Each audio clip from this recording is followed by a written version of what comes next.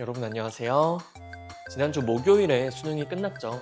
고3 선배들이 이제 수능을 다 치고 대입을 준비하고 있는데요. 그러면은 지금 이 순간 바로 여러분들이 새롭게 고3이 됐다라고 생각을 하시면 됩니다. 학적상으로는 고등학교 2학년이지만 그쵸? 여러분들은 이제 예비 고3. 저는 그냥 여러분들이 고3이라고 생각을 하고 대하고 싶어요. 그쵸? 여러분들 어차피 지금 수능 1년도 안 남았잖아요. 원래 수능이 11월 초중순 그때 보게 되는데 이번에 코로나 때문에 어쩔 수 없이 12월로 연기가 돼서 지난주 목요일에 본 거고요. 그러면 여러분들은 이제 1년도 안 남은 거죠. 그쵸? 그리고 또 조금 있다가 기말고사 보고 하면은 어차피 12월 금방 갈 거고요. 12월 말이 될 거고 그러면은 이때부터 11월 초중순까지라고 한다 라고 하면은 정말 시간이 얼마 안 남았어요. 그렇기 때문에 여러분들이 난 이제 고3이다 라는 마인드를 가지고서 공부를 지금 바로 시작을 해주시면 됩니다. 뭐 내일부터 해야지 아니면은 기말고사 끝난 다음부터 해야지 기말고사 끝나고 다음 주 월요일부터 공부해야지 요게 아니라 지금 바로 공부를 시작하셔야 됩니다. 지금 바로. 딱 봐도 올해 뭐 재수하는 친구들 좀 많을 것 같긴 한데 그쵸? 적진 않겠죠. 그런 친구들이랑도 여러분들이 붙으려면은 하루라도 더 빨리 공부를 시작하셔야 돼요. 그래서 겨울방학부터 해야지 뭐 이런 생각 갖지 마시고 우리 기말고사가 끝난 후에도 여러분들 자습할 거, 공부할 거 가지고 오셔가지고 공부를 하셔야만 합니다. 그러면은 확률과 통계도 바로 진도 나가도록 할게요. 3단원 통계단원 우리가 첫 번째 단원에서 확률 분포는 배우셨죠? 그 복습 잘 해주시고요. 그러면은 두 번째는 통계적 추정. 이제야 좀 더 뭔가 통계스러운 거를 하기 시작할 텐데요. 그거에 앞서서 기본적인 요 단원의 컨셉을 좀 설명을 드리고 가도록 할게요. 우리가 통계라고 하면은 요거는 제가 저희 수업반에서는 얘기를 좀 하긴 했는데 통계는 보통 크게 두 가지로 나뉘어요. 기술 통계랑 추론 통계. 기술 통계라고 하면요. 기술이 뭐 스킬이나 테크놀로지 이런 기술이 아니라 여러분들 디스크라이브 아시죠? 묘사하다 뭐 이런 거 거기서 이렇게 와가지고요. 디스크립티브 스태티스틱스 요게 바로 기술 통계입니다. 어떠한 데이터, 어떤 현상으로부터 우리가 데이터를 모으고 그 데이터들을 정리하고 분석하고 설명해내는 그 과정, 그 일련의 과정들이 기술 통계라고 생각을 하시면 돼요. 그래서 여러분들이 뭐 대성고등학교 학생들의 키를 조사한다 라고 했을 때 그 키를 조사한 거 가지고 그냥 그 데이터, 그 막 엄청나게 많은 막 1000명 되는 그 학생들의 데이터만 가지고 있는 거는 아무 의미가 없죠. 그쵸? 누가 대성고등학교 키에 대해서 이렇게 조사를 해라라고 했는데 그냥 1학년 1반 1번부터 해가지고 막 3학년 10반 몇 번 마지막 번호까지 그냥 쭉 이렇게 키만 조사해가지고 주면은 도움이 안 되죠. 이 자료는 쓸모없는 자료예요. 그럼 요거를 우리가 잘 가공하고 정리를 해야 되는데 그때 많이 쓰이는 게 뭐 평균, 최빈값, 중앙값 이런 대표값들이 많이 쓰이게 되죠. 그리고 이것만으로는 조금 부족하기 때문에 이 자료들이 어떻게 떨어져 있는지, 어떻게 분포되어 있는지를 알 수 있게 산포도, 이것도 같이 조사를 해주게 되죠. 그래서 대표값과 산포도. 산포도는 분산, 표준편차 이런 것들을 얘기해요.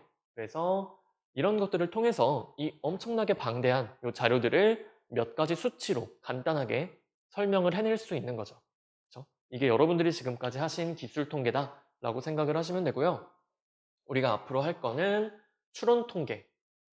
요거는 단어가 어렵지 않죠? 추론? 추측하고 예측하는 거. 그렇죠? 미래에 대한 예측이라고 생각을 하시면 됩니다. 또 우리가 모아놓은 데이터를 가지고 그걸 정리하는 데서 멈추는 게 아니라 그걸 기반으로 추론하고 예측하고 추측하는 거. 요게 바로 우리가 이번 단원 통계적 추정에서 다룰 내용입니다.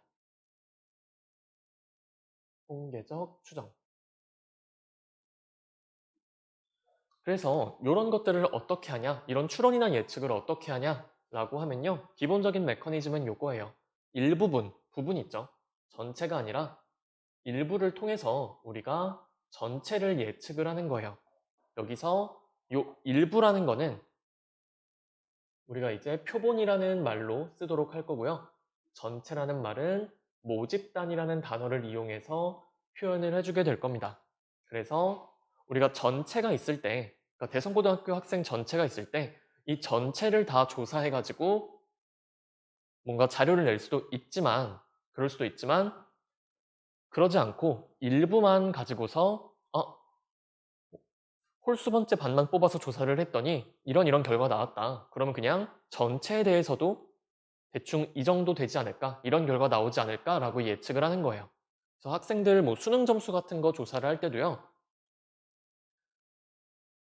우리가 수능을 보고 난 후에 성적표가 나오기까지 시간이 꽤 길죠. 그럼 그동안 노는 게 아니라 수능 끝나고 나면은 바로 자기가 가채점 했던 거를 뭐 EBS라든지 여러 입시 사이트 같은 데다 입력을 하죠. 그러면은 예상 등급 컷, 예상 표준 점수가 나오게 돼요. 그죠? 이 전체 학생들, 이 전체 수많은 수험생들의 데이터를 정리하기 전에 미리 일부분을 가지고서 그걸 가지고 지금 우리 사이트에 입력한 애들이 이렇게 있는데 얘네들 점수가 요런 분포를 가지고 있으니까 전체도 아마 이럴 거다 라고 예측을 하는 거, 그 과정이 바로 통계적 추정이다. 요 추측의 과정이 들어가 있습니다. 그죠? 요거를 배울 거고요. 이게 좀 더 재밌겠죠? 현대 통계학에서 좀 더 쓰이는 거다라고 생각을 하시면 되고요. 그랬을 때 이런 것들을 조사하는 방법을 조금 살펴보도록 할게요. 통계 조사의 방법. 크게 두 가지가 있는데요. 첫 번째는 전수조사. 두 번째는 표본조사. 전수라고 하면은 정말 전체를 다 조사하는 거예요. 그죠? 전체를 다 조사를 한다. 모집단 전체를 전부 조사를 해서 결론을 내리는 게 전수조사라고 생각을 하시면 되고, 표본조사는 그 중에서 일부만 뽑아가지고 조사를 해주는 거예요. 전체 모집단이 있을 때 여기서 일부를 뽑죠. 그 과정을 우리가 추출이라고 해요. 그래서 대성고등학교 학생들에 대해서 키를 조사한다라고 했을 때 전체를 조사하는 게 아니라 홀수 번째 반만 뽑자. 홀수 번째 반만 조사하자. 라고 하면은 그게 바로 추출이에요. 그렇죠? 추출을 할 때 대성고등학교 학생들의 키를 재는데 뭐 전체를 다 재기 좀 그래서 부분만 잴 거예요. 그래서 1학년 홀수반, 2학년 홀수반, 3학년 홀수반 이렇게 할 수도 있죠. 그런데 누가 1, 2, 3학년 그렇게 하지 말고 그냥 2학년 대충 2학년 전체 반만 딱 키를 조사를 해서 보자 라고 하면은 그건 조금 문제가 될 수 있죠. 그렇죠? 왜냐면은 보통 1학년은 2학년보다는 아직 덜 큰 상태고, 그죠? 3학년은 좀 더 컸을 가능성이 있죠. 그랬을 때 2학년이 딱 1학년과 3학년의 그런 평균 키를 가진다. 뭐 이런 얘기 해주기 힘들 수 있잖아요. 그래서 이렇게 추출을 해줄 때는 보통 랜덤으로 추출을 해주게 되고요. 그걸 우리가 임의 추출이라고 부릅니다. 그죠? 그래서 이런 과정을 거쳐서 한다 생각을 하시면 되는데, 이 전수조사, 이 전수조사라는 거는 사실 할 수 있다면 저 전수조사가 좋아요. 그쵸?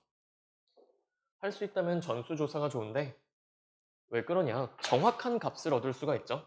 전수조사, 전체를 다 조사하게 되면은 정확한 값을 얻어요. 그래가지고 우리가 선거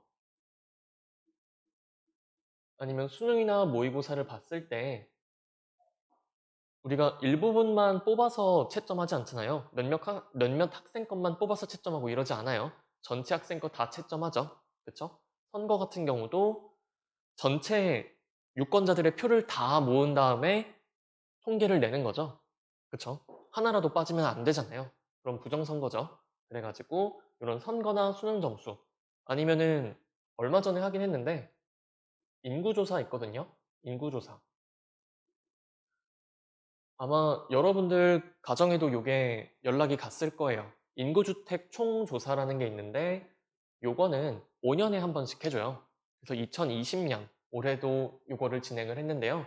각 가정의 구성원들이 뭐 몇 명인지, 구성원들의 뭐 인적사항, 직업, 아니면은 성별 이런 거 기본으로 하고, 그리고 되게 다양한 것들, 뭐 주택에 관한 거, 뭐 집이 뭐 전세인지 월세인지부터 시작해가지고 뭐 반려동물에 관한 거나 여튼 엄청나게 다양한 것들을 한 번에 다 조사를 해요. 아마 여러분들 중에서도 부모님 도와서 하신 분들이 있을 겁니다.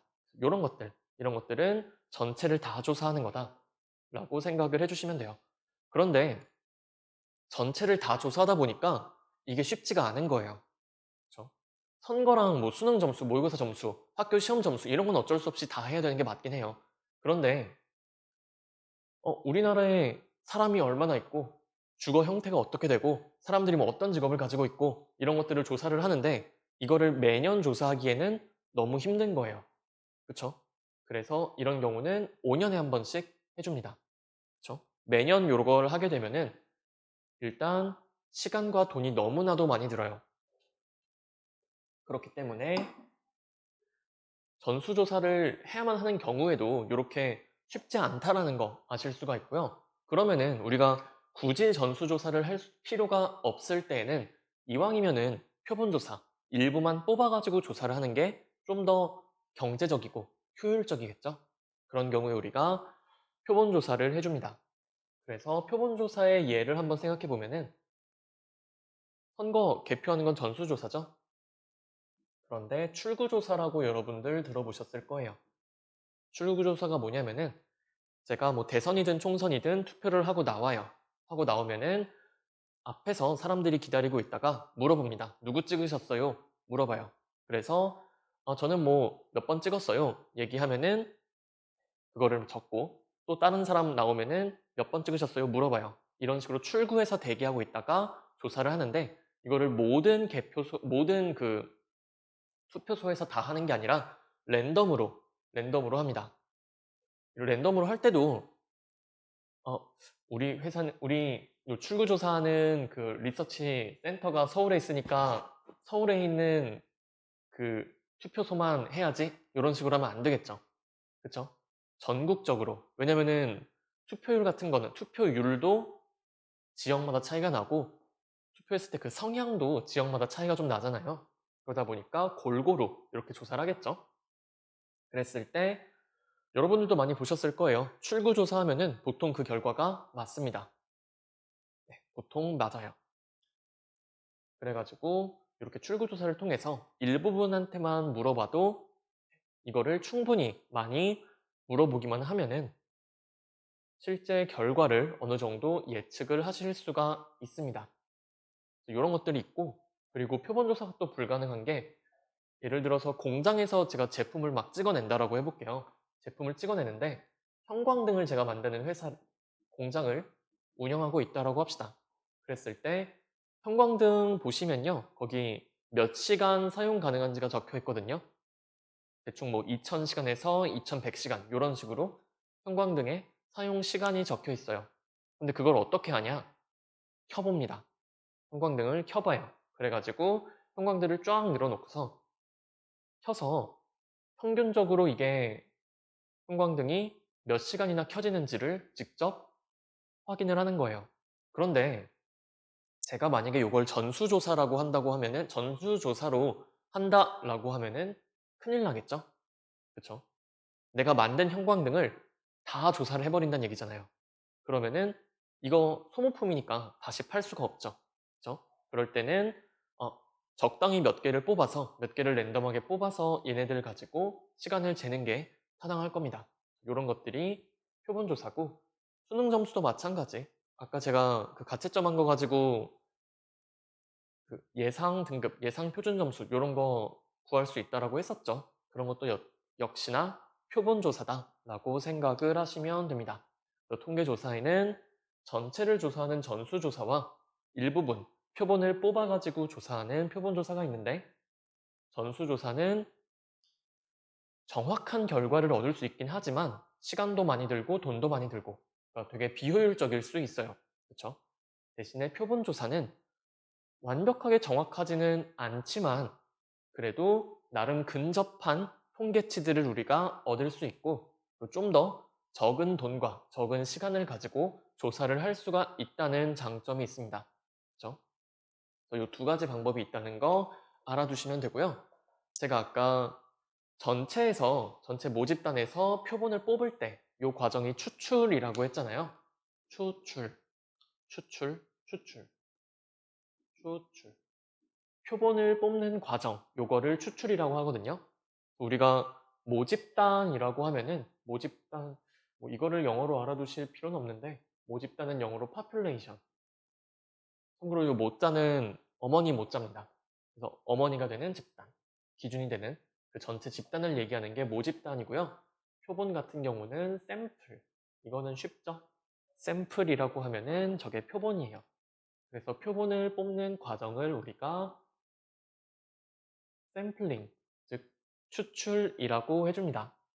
그랬을 때 이 추출의 가장 기본적인 거는 임의 추출을 해줘야 된다는 얘기예요. 랜덤으로 뽑아야 된다. 랜덤 샘플링이 가장 기본이 됩니다. 랜덤 샘플링. 제가 뭐 대선이 한 2년 남았나요? 2년 남았나? 그쵸. 대선이 한 2년 남았는데 그때 출구조사를 할 때 아까 말했던 것처럼 서울에서만 출구조사하고 아니면은 뭐 제주도에서만 출구조사하고 이런 식으로 특정 지역에서만 출구조사하면은 실제 결과랑 다를 수가 있겠죠. 그쵸? 그리고 이런 것도 있어요. 제가 뭐 20대 남성의, 20대 여성이라고 하죠. 20대 여성의 평균 키를 알고 싶어요. 그래가지고 명동 한복판에 가서 이렇게 20대라고 하지 말자. 성인 여성의 평균 키를 알고 싶어요. 그래가지고 명동 한복판에 가가지고 사람들을 이렇게 불러 세웁니다. 저 요 좀 참여해주세요 해가지고 거기 있는 성인 여성들의 평균 키를 잰다라고 해볼게요. 그랬을 때 그게 여러분들이 쉽게 생각하실 수 있듯이 진짜 결과랑은 조금 차이가 있겠죠. 그쵸? 왜냐면은 제가 성인 여성들 중에서 랜덤하게 뽑은 게 아니에요. 그쵸? 보통 명동에 돌아다니는 사람들 보면은 젊은 편이죠. 뭐 요새는 별로 안 돌아다니니까 홍대라고 할까요? 그쵸? 홍대에 돌아다니는 여성들은 아무래도 조금 젊은 편인 경우가 많아요. 그쵸?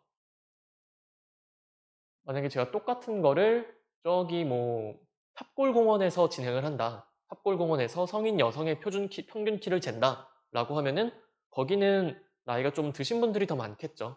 그쵸? 그러면은 이 연령대가 랜덤하게 모아지지가 않는 거죠. 그쵸? 그래서 그런 거 말고 정말 랜덤하게 이렇게 조사를 해주는 게 임의 추출이라고 생각하시면 됩니다. 그리고 보건 추출이랑 비보건 추출은 전에도 얘기해 드렸죠? 보건 추출, 비보건 추출. 둘 다 추출인데요. 쉽게 생각하시면은 요런 거. 보건 추출 같은 경우는 뽑은 걸 또 뽑을 수 있는 게 보건 추출이고요. 비보건 추출은 뽑은 거를 다시는 안 뽑는 게 비보건 추출입니다. 그렇죠? 여러분들이 어떤 상자에서 공을 뽑는다라고 해볼게요. 공이 이렇게 있는데 여기서 공을 한 개 뽑는다라고 해볼게요. 한 개씩. 그랬을 때 공을 뽑고 지금 흰 공 두 개, 검은 공 두 개 있죠? 공 뽑고 색깔 확인한 다음에 다시 집어넣으면 그게 보건 추출이고요. 그렇죠? 그러면은 다음번에 공 뽑을 때도 역시 공이 똑같이 4개가 있죠? 그런데 비보건 추출 같은 건 뭐냐면은 비보건 추출 같은 경우는 여기서 한 개씩 공을 뺀다라고 했을 때 내가 딱 흰 공을 뽑았어요. 그랬을 때 이 흰 공을 이제 그냥 빼버리는 겁니다. 그럼 다음에 뽑을 때는 공이 3개밖에 없겠죠? 다음에 뽑을 때 만약에 검은 공을 뽑았다? 그러면 이걸 빼버리는 거예요. 그럼 또 그 다음번에 뽑을 때는 흰 공 하나, 검은 공 하나밖에 없겠죠? 이런 식으로 요 전체, 요게 유지가 되면은 보건 추출, 그리고 안 되면은 비보건 추출이라고 생각을 해주시면 됩니다. 이것들 구분되시겠죠? 그래서 보통 우리가 요 단원에서 다룰 추출은 임의 추출과 보건 추출이라고 생각을 하시면 돼요. 비보건 추출을 하는 경우는 아마 보기 힘드실 거고요. 보통 요 두 가지, 임의 추출, 보건 추출 요거를 좀 기억을 해주셨으면 좋겠습니다. 모집단에서 표본을 추출하는 이 과정을 한번 도식으로 나타내면 이런 느낌인데요. 우리가 전체 커다란 모집단이 있다고 했을 때 이미 추출을 통해서 표본을 뽑죠. 그랬을 때 이 표본에 대한 데이터를 가지고 우리가 거꾸로 이 모집단의 데이터를 추정하는 거, 모집단의 통계값을 추정하는 과정이 바로 우리가 해줄 거라고 생각을 해주시면 됩니다. 그런데 우리가 이렇게 모집단이 있다고 해볼게요. 모집단이 있어요. 이렇게 모집단들이 있을 때 여기서 추출을 해야 되잖아요. 랜덤하게 추출을 한다고 했을 때 우리가 표본이 어떻게 만들어지나를 한번 생각을 해볼게요. 제가 만약에 여기서 이렇게 4개를 딱 뽑아서 표본을 만들어 주실 수가 있겠죠. 그쵸? 그런데 저렇게 뽑을 수도 있지만 4개를 여기서 이렇게 뽑아가지고 표본을 만들 수도 있겠죠. 그쵸? 표본이 이렇게 만들어질 수도 있고요. 아니면은 이렇게 만들어질 수도 있고, 아니면은 4개를 이런 식으로 겹치게 이렇게 뽑아가지고 새로운 표본을 만들 수가 있죠. 그쵸? 그러면은 우리가 이 모집단을 봤을 때요. 이 전체 모집단을 봤을 때 여기서 개별적인 자료들에 대한 평균이나 분산, 표준 편차는 어떠한 상수값으로 나오겠죠. 그쵸? 요 모집단의 평균, 그리고 모집단의 분산, 그리고 모집단의 표준 편차, 이런 값들은 우리가 각각의 데이터들에 대해서 다 계산만 해주면 되는 거니까 이거는 상수가 나올 거예요, 상수. 그쵸? 근데 상수긴 한데 우리가 이거를 전체를 다 조사하겠다는 게 아니죠. 그쵸? 일부만 뽑아가지고 조사를 하겠다는 거고 그렇기 때문에 우리가 이 모집단들의 이런 통계값들이 상수라는 거는 알고 있지만 그게 어떤 값인지는 지금 모른다라고 생각을 해줍시다. 그쵸? unknown이에요, unknown. 상수긴 하지만 그게 뭔지는 우리가 모른다. 모르기 때문에 그거를 추정을 할 거고 추정을 어떻게 해주냐 이런 식으로 적당한 일부분 표본을 뽑아가지고 추정을 해줄 거다. 그런데 우리가 알 수 있는 게 있죠. 표본을 어떻게 뽑냐에 따라 어떻게 추출하느냐에 따라 그 표본들이 달라지죠. 그러면은 여기서 우리가 여기 있는 요 4개를 가지고서 평균을 구하고 분산을 구하고 표준 편차 구한 게 이런 식으로 뽑았을 때의 평균 분산 표준 편차 아니면은 이런 식으로 뽑았을 때의 평균 분산 표준 편차랑은 다를 수 있겠죠. 그렇죠? 일반적으로 다르겠죠. 같은 표본을 똑같이 뽑는 게 아닌 이상 다르게 뽑으면은 이런 평균 분산 표준 편차도 일반적으로 달라지겠죠. 그렇죠? 요거를 기본적인 컨셉을 좀 잡고 가셔야 됩니다. 그렇죠? 그랬을 때 용어 하나만 더 추가를 시킬게요. 제가 지금 요 4개의 데이터를 뽑아서 표본을 만들었잖아요. 그랬을 때 요 표본의 요 표본의 크기라고 합니다. 표본의 크기. 그러니까 4개를 뽑았다라고 하면은 표본의 크기가 4다. 그럼 표본 1도 지금 표본의 크기가 4고요. 표본 2도 4개 뽑았으니까 표본의 크기가 4고 표본 3도 표본의 크기가 4다. 이렇게 생각을 해주시면 될 것 같아요. 그쵸? 그럼 우리가 생각을 해볼 수가 있는 게 만약에 이 표본의 크기가 크다라고 해볼게요. 표본의 크기가 커서 좀 더 많은 데이터들을 이렇게 포함시키면 포함시킬수록 실제 모 집단의 평균 분산 표준 편차랑 비슷해지겠죠. 그쵸? 그쵸? 그러니까 전국에 뭐 40만 명의 학생들이 수능 시험을 봤다라고 했을 때 40만 명의 학생들이 수능 시험을 봤다라고 했을 때 몇 명의 친구는 EBS에다가 정보를 입력했을 거고 몇 명은 M사에다가 입력을 했을 거고 몇 명은 E사에다가 입력을 했겠죠. 뭐 다 한 친구들도 있을 수 있고 그러면은 이게 결국에 추출의 과정이죠. 추출. 그러면은 뭐 표본의 크기는 다 다를 겁니다. 그렇죠? 표본의 크기는 다를 텐데 이왕이면은 좀 더 많은 표본을 가지고 있는 데가 좀 더 정확하게 추측을 할 수가 있겠죠. 그렇죠? 그래서 이 중에 절반인 20만 명이 EBS에다가 자기 점수를 입력하고 여기다가는 5만 명, 여기다가는 10만 명이 입력을 했다라고 했을 때 우리가 그냥 생각하기로는 이쪽이 좀 더 정확할 수 있겠다라는 생각을 할 수가 있다는 얘기예요.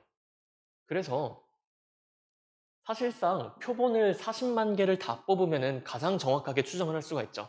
그쵸? 근데 그거는 우리가 하려는 게 아니고요. 그쵸? 이런 식으로 뽑는데 그것도 표본을 적당히 뽑아야지 표본을 너무 많이 뽑으면 그것도 사실 경제적으로 문제가 생길 수가 있어요. 시간도 많이 들고 돈도 많이 들고 힘도 많이 들고 그쵸? 그래서 적당한 표본 사이즈를 우리가 골라주면 됩니다. 또 표본이 무조건 많다라고 해서 항상 좋은 거는 아니에요. 실제 상황에서.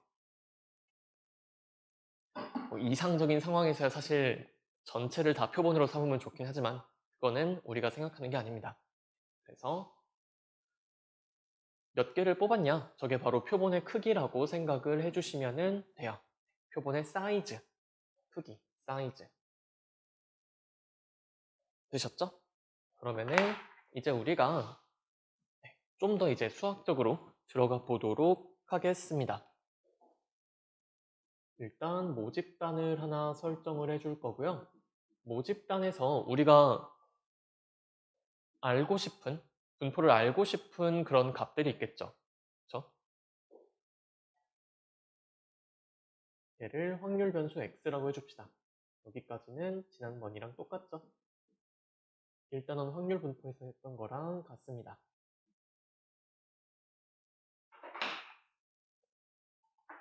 제가 형광등 공장을 운영한다라고 하면은 x는 형광등이 켜져 있는 시간이 될 거고 뭐 이런 식인 거죠. 뭐 대성고등학교 학생의 키를 잰다라고 하면은 확률 변수 x는 학생의 키로 잡으면 될 거고 그래서 우리가 관심 있어 하는 그 녀석을 확률 변수 x라고 설정을 해놓도록 합시다. 그랬을 때 이 확률 변수 x의 평균, 분산, 표준 편차 구하는 거 그거 여러분들이 앞에서 다 하셨죠. 그랬을 때 이 평균 이 x가 있을 거고요. 분산 vx 그리고 표준 편차 시그마 x가 있겠죠. 표준 편차 시그마 x 그쵸? 그랬을 때 여기서 우리가 요 평균 분산 표준 편차 요거는 어떤 상수값이에요. 어떤 상수값 m 시그마 제곱 시그마라고 할게요. 상수값인데 그거를 알 수는 없다는 얘기예요. 우리가 모집단 전체를 조사할 게 아니니까. 그러면은 여기서 추출을 해줍니다. 이미 추출을 해줘요. 표본을 뽑겠다는 얘기죠. 그래서 표본의 크기를요. n개라고 한번 해봅시다. 크기 n개짜리 표본을 임의로 추출을 해줍니다. 그러면은 여기 표본이 딱 생기겠죠. 표본이 생길 거고요. n개 뽑았으니까 데이터들 쭉 나열이 될 거고 걔네들을 뭐 x1, x2, 점점점해서 n개의 데이터가 이렇게 모아졌다라고 해볼게요. 되셨죠? 그랬을 때 우리가 할 거는요. 요 표본에 있는 요 n개의 자료들을 가지고 이 녀석들의 평균을 내주고 뭐 분산을 찾고 표준 편차를 찾고 하면은 좋겠죠. 여기서의 평균, 여기서의 분산, 요 표본에서의 표준 편차를 찾아주실 수가 있습니다. 근데 우리가 여기서도 평균, 여기서도 평균 용어가 헷갈릴 수 있기 때문에 어떻게 해주냐?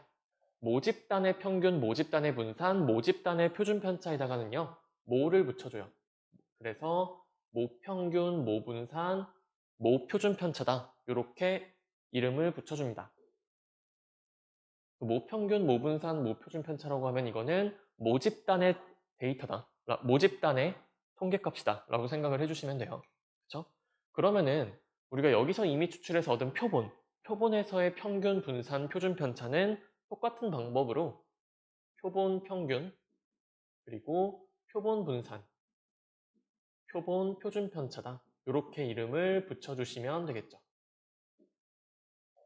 그래서 모집단과 표본을 이제 구분을 해주도록 합시다. 그렇죠? 모자만 붙여주면 되고 여기는 표본만 붙여주면 되니까 어렵지가 않겠죠. 그랬을 때 우리가 표본 평균이란 건 어떻게 구하냐? 이 표본 평균은 우리가 x바라고 쓸 거고요. 표본 분산은 대문자 s를 이용해서 s제곱이라고 쓸 거고 표본 표준 편차는 s라고 적어줄 거예요. 그랬을 때 요 x바를 여러분들이 구하실 수 있어야 됩니다. x바. 근데 x바 요거 구하는 건 어렵지가 않은 게요. 표본 평균이잖아요. 그죠? 표본들의 평균이에요. 그러면은 x1부터 xn개까지 총 n개가 있으니까 어떻게 구하냐면은 얘네들을 다 더한 다음에 n으로 나눠주시면 되겠죠? 여러분들이 잘 하는 평균 구하는 과정이잖아요. 요게 바로 표본 평균을 구하는 방법이고요. 이거 굉장히 중요하니까 무조건 기억을 해주셔야만 합니다. 이 쉬운 걸 가지고 왜 그러냐 싶겠지만은 요거 반드시 기억을 해주셔야 돼요. 표본 평균을 구하는 과정. 표본 평균은 일반적으로 x바 위에다가 짝대기 하나 그려주는데 저거를 바라고 읽어요. bar 그래가지고 x바라고 읽어주시면 되고요. 요 표본에 있는 것들 있죠? 요것들을 전부 다 더한 다음에 표본의 크기로 나눠주시면은 표본 평균이 됩니다. 이거는 크게 어렵지 않죠? 그리고 뭐 교과서 보시면요. 표본 분산 구하는 방법도 나와 있긴 한데 저거는 외우실 필요는 없어요. 표본들, 이 표본의 분산은 어떻게 구하냐면요. 여러분 분산은 편차 제곱의 평균으로 구하죠. 그래가지고 x1에서 x바, x바가 지금 표본 평균이에요. 요거를 빼서 제곱을 해주고 x2에서 x바를 빼서 제곱을 해주고 xn에서 x바를 빼서 제곱을 해주죠. 그쵸? 그럼 여기까지가 편차 제곱이고 이제 편차 제곱의 평균이 분산이니까 우리가 쉽게 생각하기로는 분모는 n이 와야겠다. n으로 나눠줘야겠다 생각을 하실 수가 있는데요. 사실 여기서는 n으로 나눠주는 게 아니라 n-1로 나눠주게 됩니다. n-1로 나눠주게 돼요. 요거를 여러분들이 뭐 외우실 필요는 전 없다고 생각을 해요. 요거를 단 한 번도 모의고사 수능에서 다루지 않았고 다루지 않을 겁니다. n-1로 나눈다. 교과서에서도 딱히 그렇게 여러분들한테 매력적인 설명을 해주진 못해요. 이게 뭐 설명하는 여러 방법이 있긴 한데 뭐 가장 쉬운 걸로는 우리가 얘를 n분의 분모를 n으로 만들어 버리면요. 어떤 문제가 생기냐면은 표본들의 분산은 실제 모집단, 저 모분산보다 작아질 수밖에 없거든요.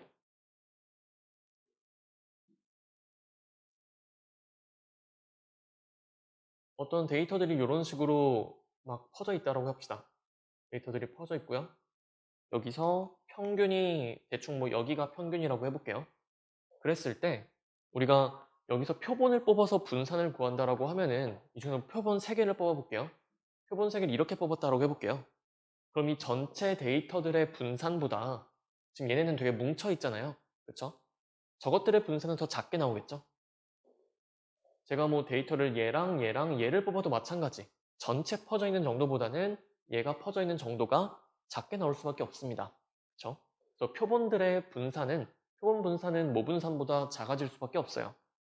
그쵸? 그러다 보니까 그 작아지는 거를 효과를 좀 상쇄하기 위해서 여기를 n으로 두는 게 아니라 n-1로 두는 거죠. 그러면은 분모가 작아지니까 전체 S제곱은 커질 수밖에 없죠. 뭐 이런 식으로 상쇄한다 생각을 하실 수도 있고요. 아니 그랬을 때 분모가 왜 하필 n-1이냐 n-2나 n-3은 안 되냐 라고도 할 수 있는데 뭐 이런 것도 있습니다. 요거는 대학교 수준이라 여러분들이 지금 아실 필요 없는데 자유도라는 개념 때문에 n이 아니라 n-1을 쓴다. 뭐 이런 설명도 할 수 있는데 그거는 사실 별로 와닿지 않을 거고요. 이런 거. 지금 표본 같은 경우는 제가 표본을 어떻게 뽑느냐에 따라 평균, 분산, 표준 편차 달라진다라고 얘기했죠. 그쵸? 지금은 제가 표본 하나만 뽑은 거고 다르게 또 뽑고 다르게 또 뽑고 이런 식으로 만들었을 때는 이런 값들이 다 다를 수가 있어요. 그랬을 때 우리가 가능한 표본을 뽑을 수 있는 모든 방법 있죠? 그 모든 방법으로 표본을 다 뽑아버린 다음에 그것의 분산을 다 구할 수가 있겠죠. 그 다음에 그것들의 평균을 내줬을 때 그게 바로 모분산이 나오도록 만들어주는 게 바로 이 작업이에요. 이게 분모가 n인 상태에서는 이 두 개가 일반적으로 같지 않거든요. 그런데 여기가 n-1이 되게 되면은 이 표본 분산들의 평균, 표본 분산의 기대값이 바로 모분산과 같아지게 됩니다. 교과서에서도 뭐 이런 얘기로 설명을 하고 있긴 한데 사실 좀 많이 심화된 내용이고 그 원리를 좀 정확히 알려드리긴 그래서 그냥 교양 정도로, 교양이라고 할 수 있나 이거를, 그냥 보고만 지나가시고 그냥 분모가 n이 아니라 n-1이다 요거 정도만 기억하시면 돼요. 여러분들이 아마 문제에서 표본 분산을 직접 구하실 일은 별로 없을 겁니다. 다시 말해서 표본 표준 편차를 직접 구할 일도 별로 없다는 얘기죠. 그래서 여러분들이 기억해 주실 거는 요 표본 평균, 요거는 반드시 기억을 해 주셔야 돼요. x반은 x1부터 xn까지의 평균으로 구한다는 거 기억을 해 주십시다.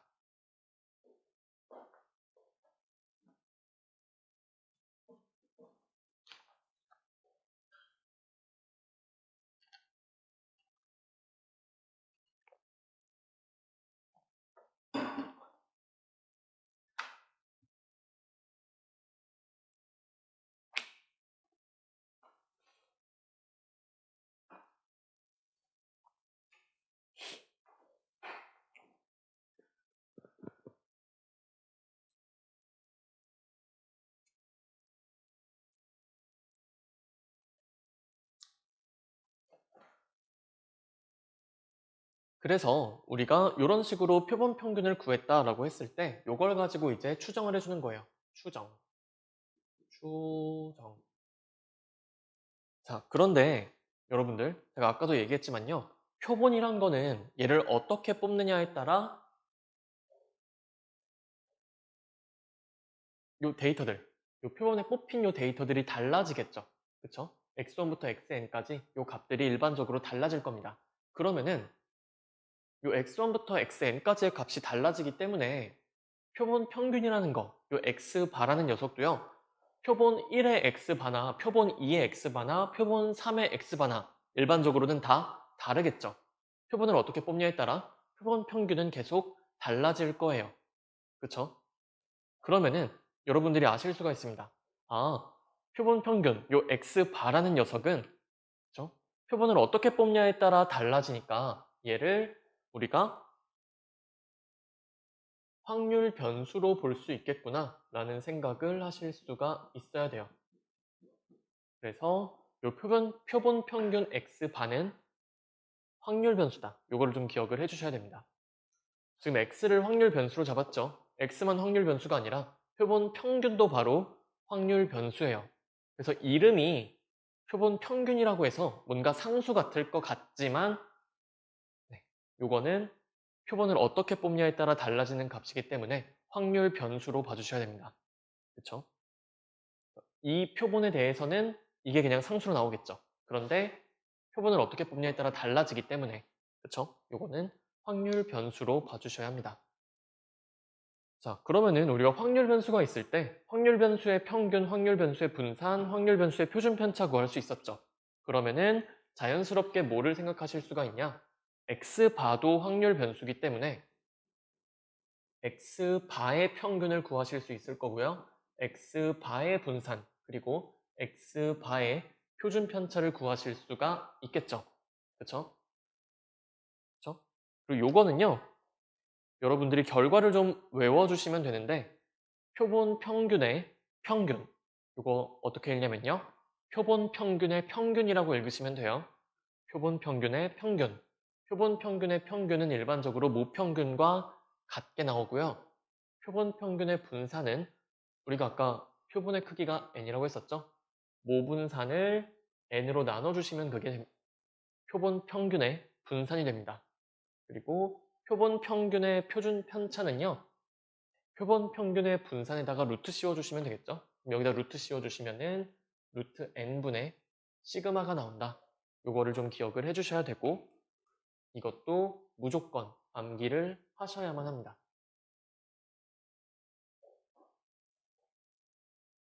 그래서 뭔가 피읍이 너무 많죠? 피읍이 너무 많아서 발음하기가 힘든 단원이긴 한데 잘 기억해 두셔야 돼요. 우리가 갖고 놀 거는 표본 분산이나 표본 표준 편차가 아니라 표본 평균 가지고 놀 거고요. 그랬을 때 이 표본 평균이 확률 변수이기 때문에 표본 평균의 평균, 표본 평균의 분산, 표본 평균의 표준 편차를 구할 거다라는 거예요. 그렇죠? 그래가지고 표본 평균의 평균은 모평균이랑 같고요. 표본 평균의 분산은 모분산을 n으로 나눠준 거랑 같고 표본 평균의 표준 편차는 루트 n분의 시그마다 이렇게 해주시면 돼요. 됐죠? 요거는 외우셔야 돼요. 그 주의하실 게요. 주의하실 게 가끔 요렇게 생각하시는 분들이 있어요. 표본 평균이 모평균이랑 같은 게 아니라 표본 평균의 평균이 모평균이랑 같은 거예요. 일반적으로 요거는 성립하지 않습니다. 차이 구분되시죠? 그렇죠? 이건 단지 내가 뽑은 몇 개의 표본들의 평균일 뿐이에요. 그렇죠? 그게 우연히 전체 모평균이랑 같을 일은 없겠죠. 그렇죠? 저거 좀 구분을 해주시고 그 표본 평균의 분산도 일반적으로 표본 분산이랑 다르고요. 표본 평균의 표준 편차도 일반적으로 표준 편차랑 표본 표준 편차랑은 다릅니다. 그래서 요것도 좀 기억을 해주시면 좋을 것 같아요. 일반적으로 요거 성립하지 않아요. 제가 별표 쳐놓은 거 저거 잘 기억을 해주시면 되고요.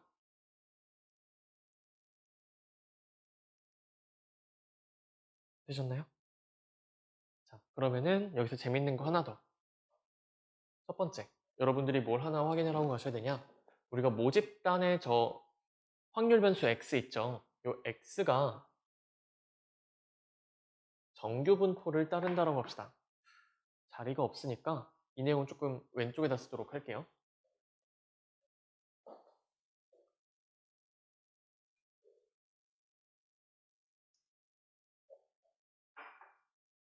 자, 모집단의 확률 변수 x 있죠? 이 녀석이 정규 분포를 따른다라고 할게요. 요 x가 정규 분포를 따른다. 그랬을 때 x바, 표본 평균 x바도 얘는 확률 변수죠. 확률 변수인데 어떤 분포를 따르냐? 얘도 정규 분포를 따릅니다. 굉장히 아름답죠? 아, 모집단의 확률 변수가 정규 분포면은 표본의 확률 변수, 표본 평균도 정규 분포를 따르는구나 라는 걸 알 수가 있습니다. 자, 그래서 x라는 애가요. 정규 분포 m, 시그마 제곱을 따른다라고 하면은 x바도 정규 분포 따르죠. x바는 어떤 정규 분포를 따르냐면은 x바의 평균은 m이죠. 그쵸? 같다라고 했어요. 그리고 분산은 n분의 시그마 제곱이었죠. 요렇게 생긴 정규 분포를 따르게 됩니다. 그쵸? 평균이 m이고 분산은 n분의 시그마 제곱이에요. 요런 정규 분포 따른다라는 거 기억해 두시면 되고요. 그리고 이 표현이 조금 처음 보시는 분들도 있을 텐데 이게 교과서에는 없는 표현인데 그냥 편의상 쓰도록 할게요. 어떤 확률 변수 x가 정규 분포를 따른다라고 했을 때 정규 분포를 따른다라고 했을 때 그 따른다라는 말을 이렇게 물결 표현으로 해주도록 할게요. 마찬가지로 어떤 확률 변수 x가 이항 분포 n, p를 따른다 라고 할 때도 이렇게 물결로 표현을 해주도록 하겠습니다. 괜찮죠? 우리끼리 약속을 했다라고 생각하고 쓸 거고요. 자, 그럼 x가 정규분포면은 x바, 표본 평균도 정규분포라는 거 알았어요. 그런데 x가 정규분포를 따르지 않을 수도 있죠. 얘가 정규분포가 아니다. 그러니까 뭐 이항분포라든지 아니면 정말 그냥 이름 모를 분포라든지 뭐가 됐든 간에 여튼 정규분포가 아니라고 합시다. 그랬을 때 x바도요. 정규분포가 아닐 수 있죠. 근데 우리의 관심사는 그게 아니고요. x가 정규분포를 따르지 않는다라고 할지라도 n이 충분히 크면은 x바는 정규분포를 따릅니다. 그래서 우리가 모집단에서 n개만큼의 표본을 이렇게 추출하잖아요. 요 n, 표본의 크기가 충분히 크면은 모집단이 정규분포가 아니더라도 표본 평균은 정규분포를 따릅니다. 굉장한 거예요. x가 정규분포를 따르지 않더라도 n이 충분히 크면, 표본의 크기가 충분히 크면은 x바, 표본 평균은 정규분포를 따르게 됩니다. 역시나 똑같은 이런 정규분포를 따르게 돼요. 이 두 가지를 기억을 해주셔야만 합니다. 증명은 못 해드립니다. 이 통계 단원은 약간 증명이 고등학교 수준을 넘어선 게 너무 많아서 저도 증명 안 해드렸죠. 증명 안 해드렸죠? 그냥 외우라고 하는데 어쩔 수 없이 받아들이시면 됩니다. 요 두 번째 같은 경우에 n이 충분히 크다라는 거, 이것도 사실 기준이 애매하죠. 그쵸? n이 얼마나 커야 충분히 큰 건가 의문을 가질 수가 있는데 이것도 복잡해요. 요 x 이게 정규분포가 아니라고 했을 때 이게 뭐 대칭적인 분포를 따르냐 아니면은 비대칭적인 분포냐 이런 거에 따라서 이 기준이 되는 n 값도 달라지거든요. 그럼 여러분들이 그거를 판단을 여러분들한테 맡기지 않겠죠. 그쵸? 그냥 문제에서 줍니다. 문제에서 주니까 그냥 걱정 안 하고 푸시면 되고요. 혹시나 좀 관심 있으신 분들은 요거 한번 구글에서 찾아보세요.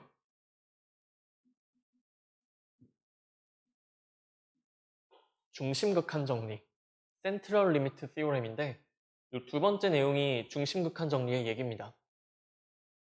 정규 분포가 아닌 모집단이라고 하더라도 우리가 충분히 큰 n에 대해서 표본을 뽑아주면은 걔가 정규 분포를 따른다는 거예요. x바가.